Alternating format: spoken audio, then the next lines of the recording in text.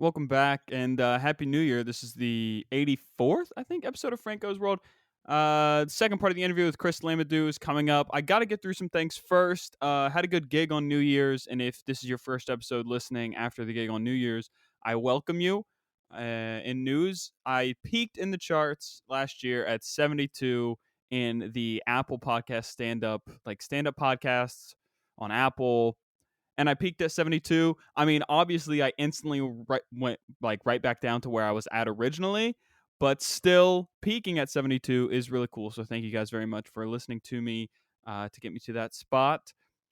If I sound funny, I had my teeth worked on today, and they numbed me up real good, and now I sound like I don't know, Bill Cosby or something like that. I'm like my top lip is all over the place. So if it sounds funny, that's why. What else do I have to get through? Oh, okay. So here is, and I know I got to talk about a sport thing real quick. I got to talk about a sport thing real quick because it's arguably the biggest story in my state, and it's arguably the biggest story in college football. So, with that being said, I am looking at two pennants, and a fans only parking sign of Marshall University in my childhood bedroom. I still have those hanging up. So I think I'm allowed to speak on this a little bit. I didn't go to Marshall. Um, I grew up a fan of them, and I still follow them, and I root for both teams. Even though I went to West Virginia, I still root for Marshall to win every game. Marshall University has fired their head coach, Doc Holliday. He is from Hurricane. He's from Hurricane, West Virginia, born and bred. Yes, he played at West Virginia University. Yes, he coached there for 20 years. But him being able to, I'm pretty sure he lives on his family farm and coaches Marshall. And I had buddies that played at Marshall, and I asked them about this, and they were thinking maybe they just want to get some new blood in there. It was hard for Doc to relate to the players. He's a great recruiter, but maybe it's hard for him to relate to the players. I have issue with it, folks. Marshall fans, I'm sure I have people listening to this that went to Marshall and have their own thoughts and opinions. You need to take a step back. Okay, I understand your microscope is so close onto the Thundering Herd program that you can't see the broad landscape. All right, you have won 7 bowl games in 11 years with Doc Holliday. Consistent, you've had 1, 2, 3, 4. I don't know. Yeah, 3 10-win seasons, 1 9-win, 1 8, 2 8-win, and this year you won 7, and you were ranked this year. You've been ranked multiple times throughout, and Doc Holliday won Coach of the Year this year. They won a conference championship in 2014. He won Coach of the Year again in 2014. You got to take a step back and you got to think, we're Marshall University. We don't have the resources, the budget, the money, the funding, the this and that, in the facilities to play Power 5 football. Okay, you're a G5 school, and that's fine. You be the best G5 school you can be, or G6, whatever it is, group of 5. You have an elite recruiter and a solid coach as your head man. Okay, and he's from West Virginia. There's that aspect. You are consistently ranked, winning 10 games, all that stuff. What more could you do? I was there for the Mark Snyder era. Okay, I know about bad Marshall football. My dad and I sat in Jones C. Edwards Stadium and watched Bernard Morris scramble around with his life on the line because he couldn't get anyone to block for him. I was there for that.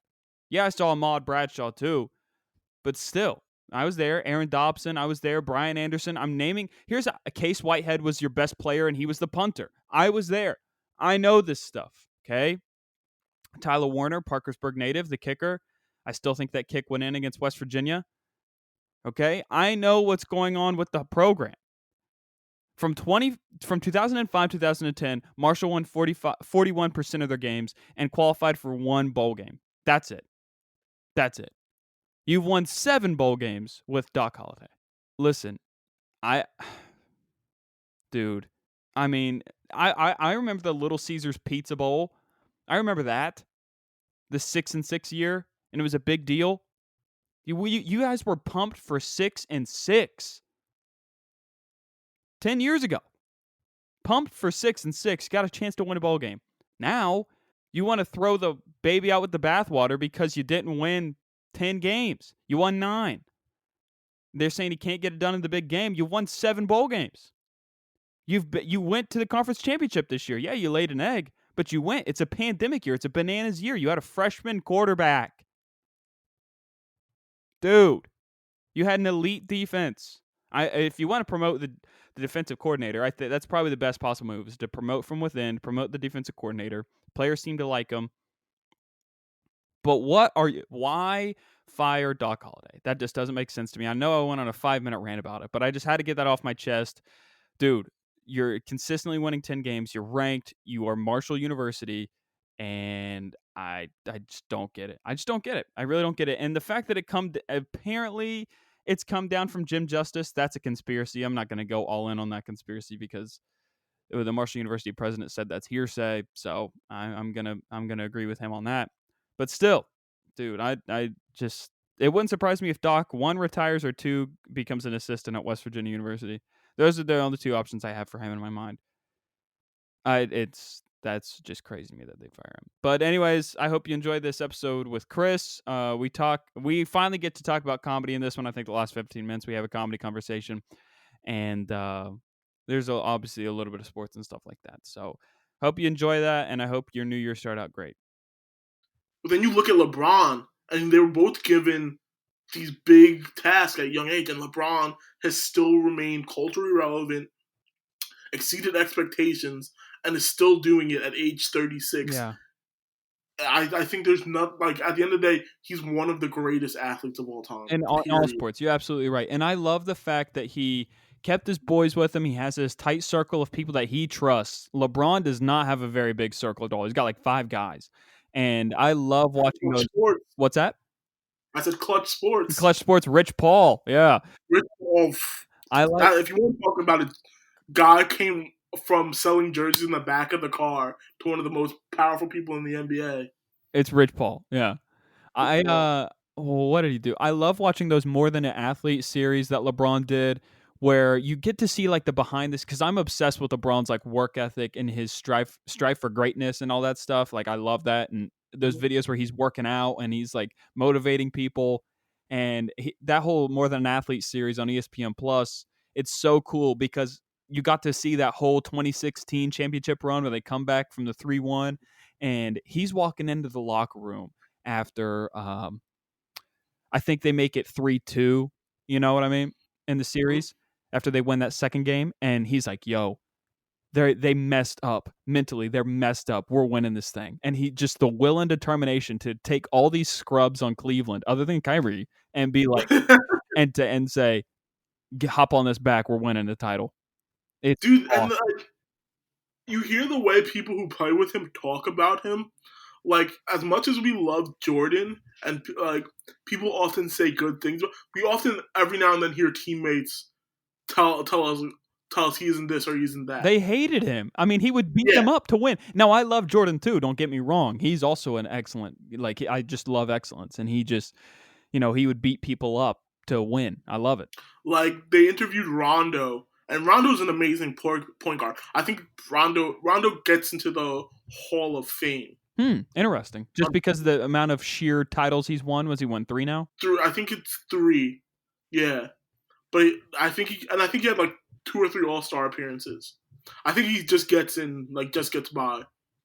But he was like, yo, you're playing with LeBron on the court, and he's like a quarterback. He's yelling at you where you should be. He's telling you what your player is going to do if he does I think J.R. Smith or RJ or Channing Frye, one of those guys, was also talking about that. Yeah. Dude, and like that's like his commitment to being great at basketball. Like, again, he could have made there's so many guys who were supposed to be up next. He could have made it to the NBA and just been one of those guys who never really accomplished anything and just got a check.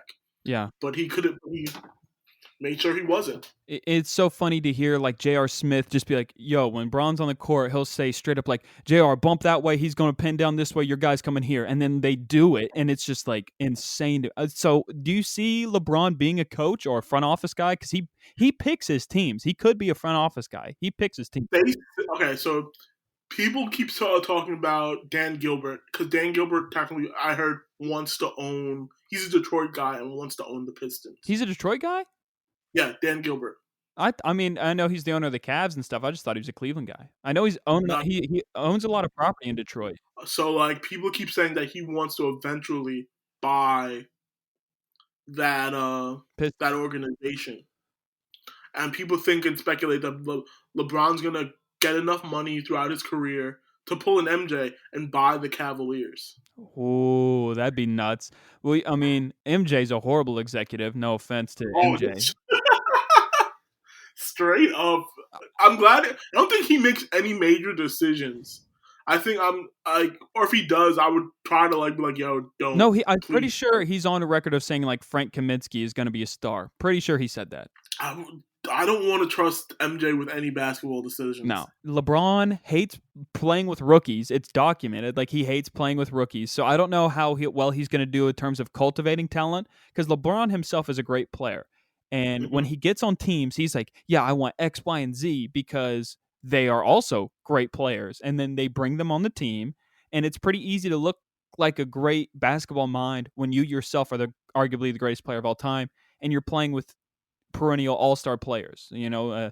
Bosh and Wade, Kyrie and Kevin Love and Now Anthony now Davis. Anthony Davis. And it's just like, how is that going to translate to a front office when you actually have to scout somebody, draft somebody, and cultivate talent? I don't know how that's going to translate because I think he could easily be like, oh, I want this player. He's MVP. Let's get him. And it's like, okay, I think at that point they have to understand like when LeBron's doing now is he's saying players he would want to play with. But it's definitely different when you're on the other side and you have to put a team together to play with themselves. yeah, So like that's why the what's his name? I think the dude in Toronto, Aussie, I forgot his name. The GM, he's one of the best GMs out there. Period. yeah, Like he'll take the guys he'll draft will do fairly well, but he'll also find those gems and undrafted. like He found Fred Van Fleet like a undrafted, and Pascal that Siakam. developed. Was he Pascal undrafted? Siakam. That system up there in Toronto, I think, is one of the best systems because they use their G League to develop guys, and then they bring them up slowly. Hmm? Nick Nurse, the coach, is excellent also Oh, as well. yeah, he's great too. Like the art of bringing, like we are rushed, and I feel like we're spoiled in terms of NBA because like we'll have like a John Morant or a Zion who will be great their first year, Right. and we try to grade everybody on that same curve. Whereas maybe it takes some people longer to acclimate, but I don't in Toronto they give them that time. I that's one thing I'm gonna have to get better at doing in terms of the NBA because I'm like you said, like I'm so like right here, right now. So when I think somebody, because in the NFL you get drafted, a lot of times people are making an impact instantly. A lot of times, Yep. and in the NBA, it's something I have to understand where it's like you get drafted, and yeah, you're on like you're on the team, okay, you're on the roster, but like your minutes are limited. You're developing this. They want to work on this because baseball. Going back to baseball, because that's my background, you draft a guy and then you don't see him for 4.5 years or 4 years or whatever. Hmm. That's just going through the minor league. So I need to know how basketball works with rookies. I don't know. So they say around year three is when a rookie should finally be coming into his own. Okay. Whether you're a role player, 3 or D guy, the stars are obviously going to show early. But like year three is when you really want to make your mark.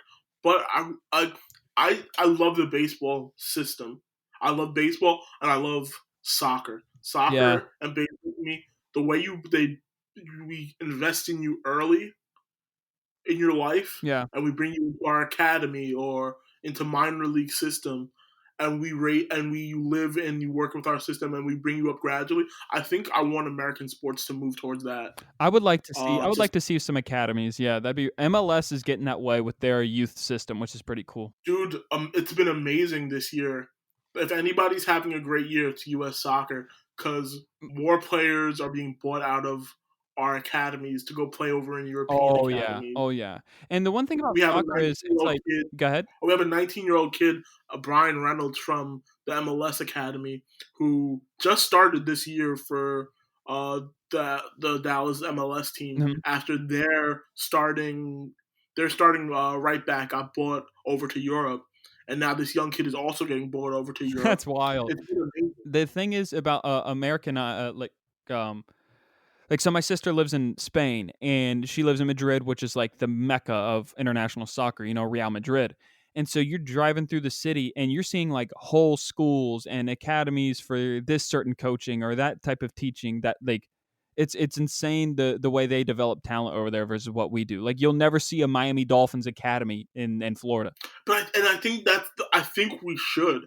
I think it takes out so much unnecessary. You don't like the college game? I love the college game, but I mean, I love the college game, but like the NBA is going to that. I think you're right though on the NBA because you're seeing like, these guys go international first and then get picked up or play G League or not G League or play in some sort of, I don't want to play in college. I want to do X, Y, and Z and then get picked up. You know what I mean? yeah, I have housing, I have education, I get to play the sport. It's basically you're in college from the time you're younger. Yeah. So we bring you up, we gradually make you more skilled. Like we make you a complete player.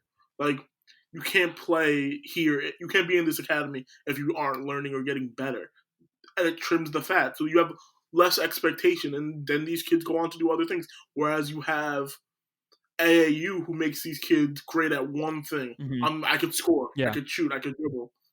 And they're not complete players, and you have less kids getting that skill. The AAU game's kind of disgusting, honestly. I was watching it. I was watching a lot of like this documentary series on it, and how the shoe companies are just infiltrating the game at this young age for these Hmm. kids, and then you get on the circuit, you get on the Nike circuit, Adidas circuit, then you're Nike, and then you go to the big Peach Jam event, where Hmm. all these colleges show up. And here's a trick to know if somebody's pockets are lined. Um, if so, say a kid is in the Nike camp, and then he signs with a Nike school and then he plays in the NBA and he's wearing Nikes on his feet. You know that kid was getting money from Nike from the jump. Nike the whole time they were talking about that with the recruiting. That if you're in like you said, if you're in one of those camps in high school and AAU circuit, you're more likely to go to one of those schools. Exactly. Like Kansas, So Kansas, Kansas needs in trouble bad. I mean, Andrew Wiggins is a prime example of this. I mean, that's a guy who went to Kansas and then he's wearing Adidas. I mean, look at what they're wearing on their feet, and it's a pretty good indication of what's going on. exactly. Again, and then having academies takes all that out. Wow, you got me on the Academy train. You got me on the Academy train. I'm in. I wish I could pitch academies. I also like European relegation, but that will never Oh happen in yeah, I American mean, that's a whole thing with American soccer. I don't foresee that happening for so long, just because when teams get relegated in Premier League and stuff like that, absolutely devastating. And for MLS to be such a small league that's growing and trying really hard, I don't think we'll see it for like 20 years. I think it will happen eventually because every year we see the MLS get 3 more teams and this and that, and it's like eventually there will But not be even a ever time. can you imagine an NBA team being relegated to the G League? That'd be That hilarious. would be hilarious, honestly. Whenever that'd be really funny if the Miami Heat have to go play the Westchester Knicks. I think that'd be a funny matchup. Could you imagine? Like Could you you imagine? know Could you? get relegated. Damian Lillard has to go play the Canton Charge. That'd be hilarious. That would be genuinely hilarious. Oh man. Talk to me about the Knicks, though. I need to know about the Knicks since that's my team. What is something I need to? Obviously, the development of Obi Toppin, and they got another. I wanted them to draft that Israeli guy, but they didn't. He looks like a pretty good player for the Wizards this year. Um, So Obi Toppin and Emmanuel Quigley were this year's who's the second guy? picks. Emmanuel Quigley. Quickly. Okay, is he a Kentucky guy too? Yeah, he's a Yeah, Kentucky yeah, guy. yeah. That's what I So thought. right now that's the big conspiracy with Knicks fans. So our new GM is an agent at CAA. Okay. So we think that we are only going to draft CAA clients and only pick up Oh, CAA that's clients gross. in free agency. It's like what But the Mets also, did with their like GM who was a an agent. He's and gone now. also we have a few coaches from Kentucky, so we keep picking up players that have like this Kentucky, that have a Wildcat like heritage. So even in free agency, we picked up Michael Gilchrist, Uh huh. who was a CAA agent. I mean, a client, and he's from Kentucky. Who else did we pick up that's from Kentucky? We have Julius Randle from Kentucky. We have Kevin Knox from Kentucky. Emmanuel Quickly from Kentucky. So I don't know if I like that's the that, big, bud. I don't know if I like that. that's the big current Knicks fan conspiracy is that we're picking up where there's a Kentucky pipeline and that we have we only are gonna pick up I buy that. CAA. I'm drinking that Kool-Aid. I buy that 1,000%. I believe that. But like people keep comparing Obi Toppin to Amari Stoudemire, which I think is completely unfair and unrealistic. defensively speaking, I don't think so. Not at all. And remember, at 22, Amari Stoudemire was in his first All Star game, Yeah. and Obi Toppin is just starting his NBA career. Now, granted, he There's was like the no, player of the year in college, which is great, but still. yeah, but again, Amari right out of high school was in the NBA, being effective. So like, don't I think putting too much on him is and it's tough, and that's why people often fizzle out in New York. Why didn't they go with point guard there though? I mean, you have a need at point guard and you have a billion forwards. You got Julius Randle, you got PJ or not PJ Washington. You got who's the other guy? The good forward. We have Michael Mitchell Robinson at center. Mitchell Robinson at center. We have Nerlens Noel is another Kentucky guy I we like picked up. Nerlens Noel though. Okay, that's the one Kentucky I will take just because he is a pretty good shot blocker. I like him. And like Knicks fans have this, I want to say this unrealistic goal that one of our 2 point guards. I think we're getting off the train, but they really think that if we give Dennis Smith Jr. one more chance, he might pan out because but he's not. He's not going to pan out Is in the Frank NBA. Ntilikina on the team still? Frank Ntilikina, I think you keep Frank Ntilikina only for defense. Like he plays defense at an elite level. I'm still trying to figure out how the NBA rotations work. Like when you should rest guys, when you should put guys in for 2 minutes to see if they can hold their own on this guy, and then bring in the good guy. It's weird. It's something I have to figure out. They do, I think, mostly right now with this season, they're still trying to figure out because remember, there was no Las Vegas Summer League for the rookies, Oh, yeah. and there was no fall training camp leading into the preseason. Season starts So pretty soon, right? The 22nd? the season starts next week. Yeah, Oh my god. preseason. They just came back and won their preseason game last night. I was watching, which was a pretty good game. Big time. But yeah, I think it's gonna be a weird year because again, once you go from Vegas Summer League, which is like it's like intro to NBA basketball 1-on-1, Yeah. to a lot of rookies and young guys. So again, the speed is upped. You got to get used to the speed of the NBA game and everything. And then you go to that fall training camp and it continues. This year they didn't have that. You're kind of just getting tossed into the fire. So do you think we're going to see a lot less rookies getting minutes, or what do you think is going to happen? I think they're gonna get minutes, but I don't think. Oh, what do I want to say? I don't think Obi we're gonna. Toppin, do you think Obi Toppin, he wouldn't start, obviously, right? No, he's gonna be behind Julius Randle Yeah. until we get rid of. I think honestly the Knicks are gonna try to flip Julius I Randle. would. He's your best asset to get something like a pick or a young guy. Yeah, he's your best asset. I think they're gonna flip Julius Randle to a playoff team before the trade deadline. I buy that. I'm with that. So yeah, and like we're still again, Tibbs is still looking at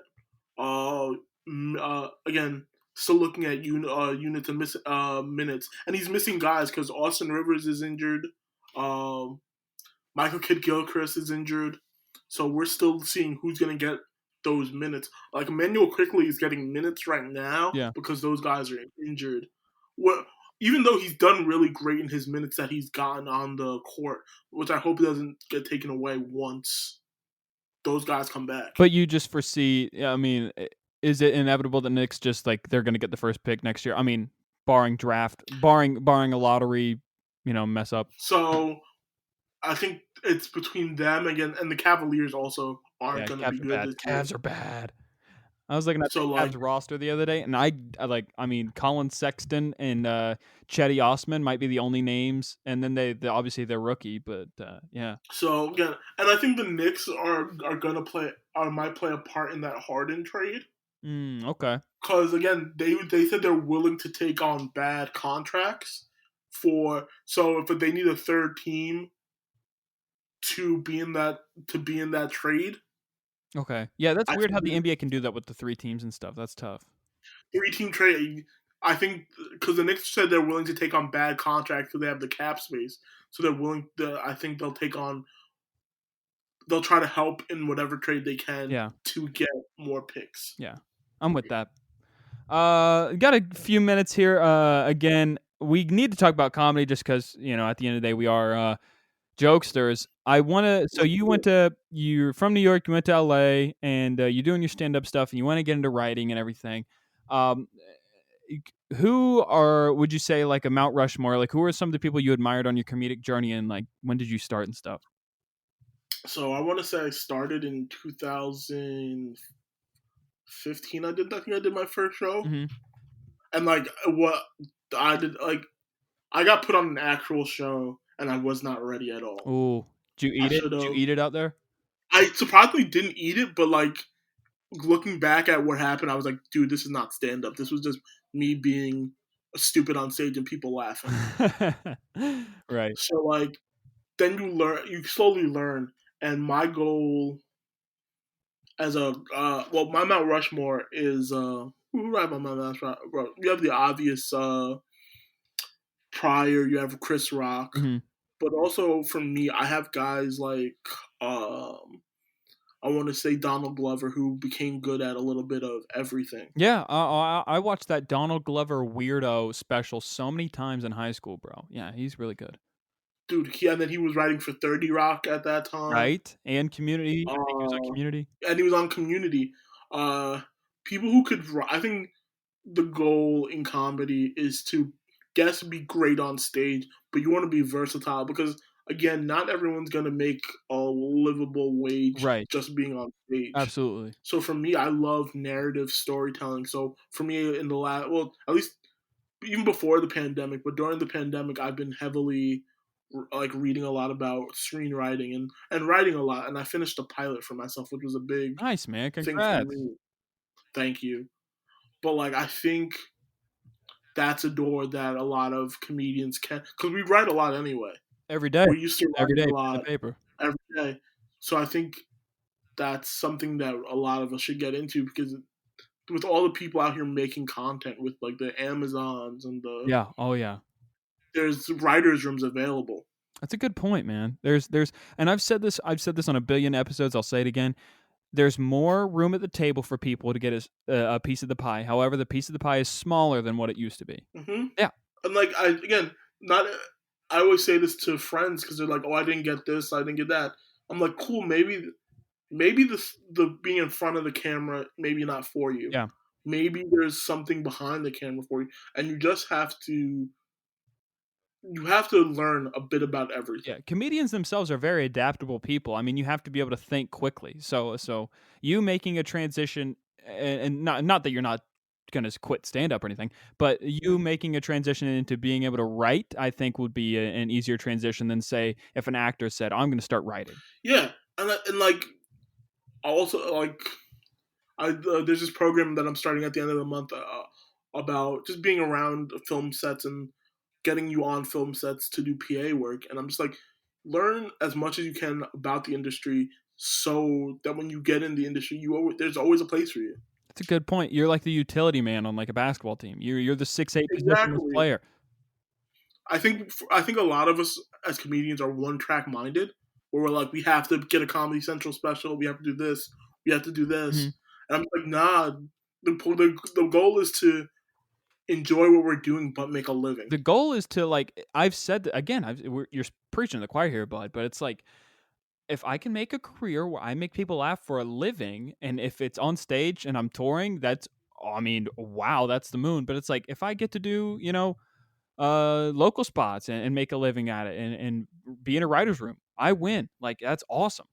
That like, dude, same track. Because like, I feel like people feel like that's not still winning, and I'm like, no, that's absolutely still winning.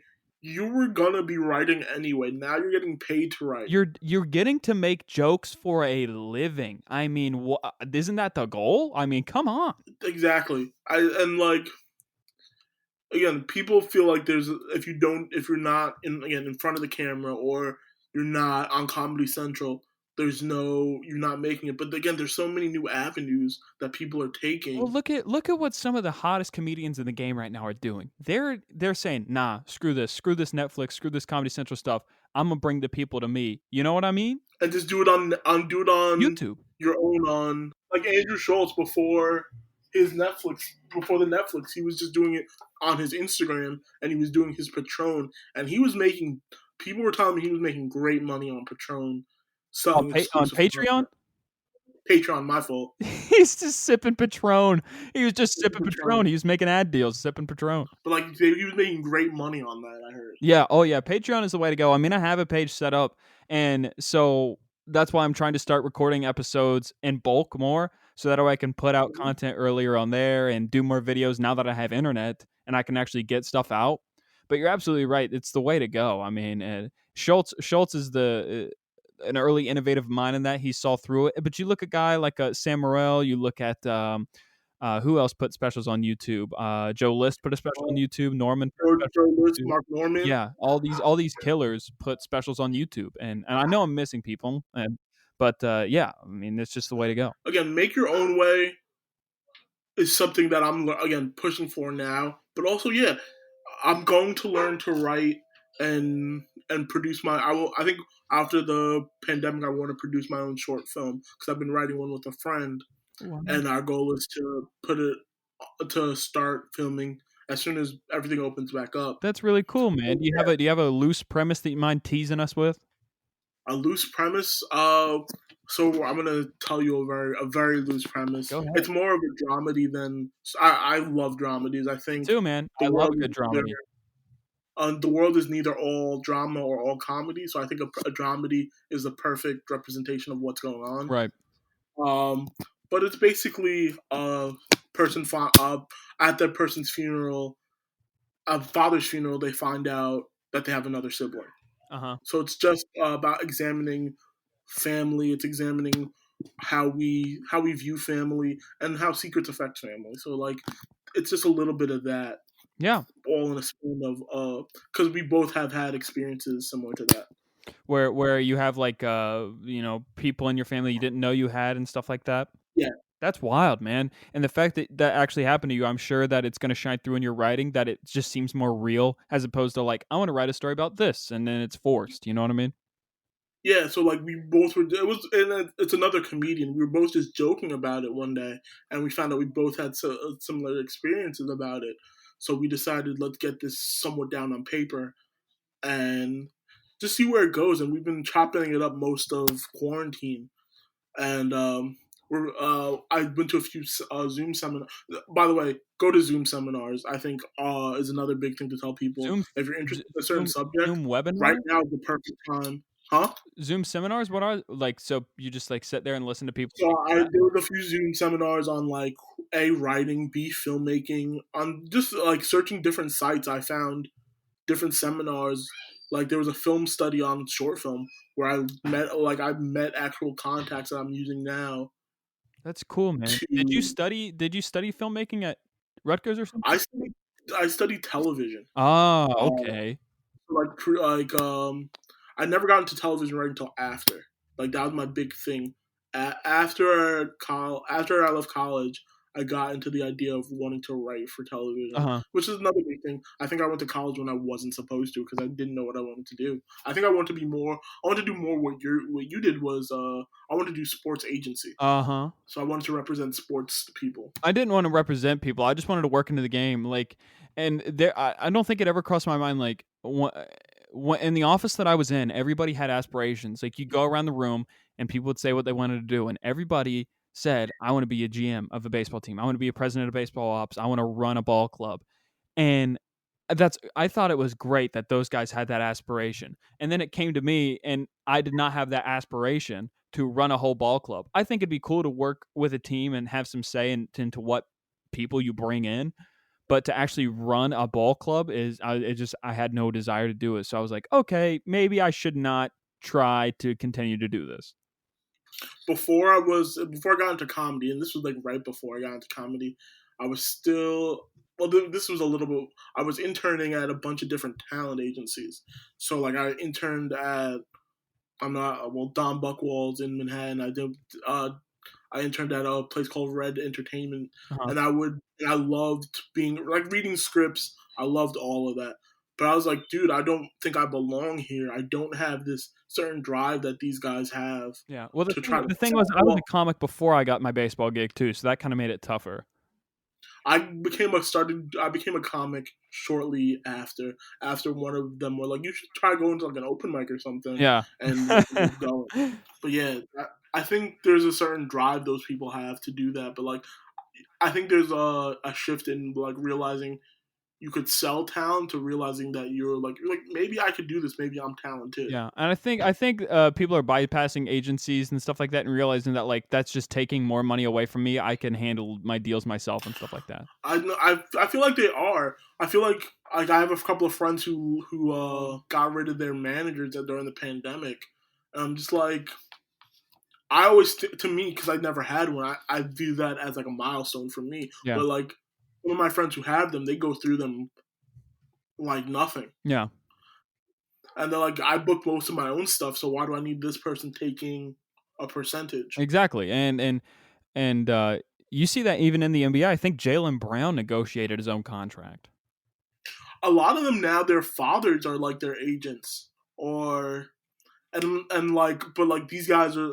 I think we're getting to an age where a lot of the NBA players, their fathers used to play overseas, Yeah. and used to, so now their fathers are like, listen, we'll make sure you get what you deserve, and I think that's better than having a stranger. Yeah, oh yeah, because it's someone you trust. I mean, people's fathers have taken money away from them. In the NFL, you had Bernie Kosar as a quarterback. He was Mhm. Cleveland Browns, and his dad like took all of his money. But I mean, I think for the most part, you think your parent is a trustworthy person. I think that's what it comes down So to as far as management. You know? Tobias Harris from Yeah, his dad was his agent, and his dad started an agency, and he has a few clients too. I'm pretty sure he just represents his sons. I think that's it. I think he just represents his I think kids. he picked up somebody else in the offseason. Oh, okay.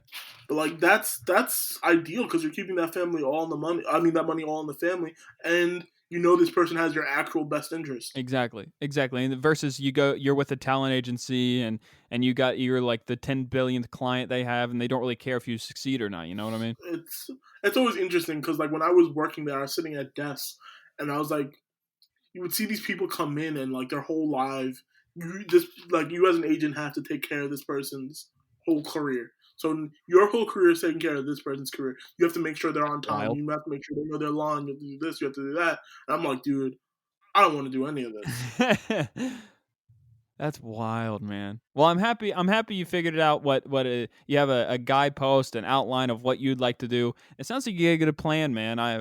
I wish the best to you in your career. Hopefully, we can stay in touch and do some gigs and have some fun. And is there anything you'd like to Dude, leave the people, man? anything I want to leave the people with? Do you guys? I think that's the biggest thing I've learned during this pandemic and figuring it all out is you have to do what makes you happy.